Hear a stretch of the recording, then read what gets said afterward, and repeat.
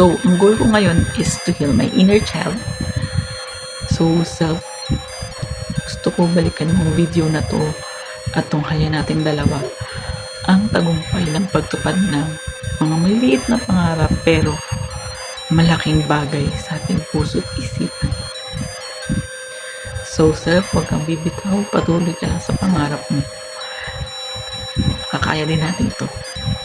So, yun na nga ang isa sa mga pangarap natin nung bata tayo, ang buo ng Christmas tree habang nagpapahinga. Ang sarap pakinggan ng tunog ng Christmas light. Siguro sa iba parang nakakairita kasi parang hindi naman social yung tunog, pero para sa akin sobrang nostalgic na maririnig mo pa rin yung tunog ng Christmas light. Iba yung dating niya I don't know, pero I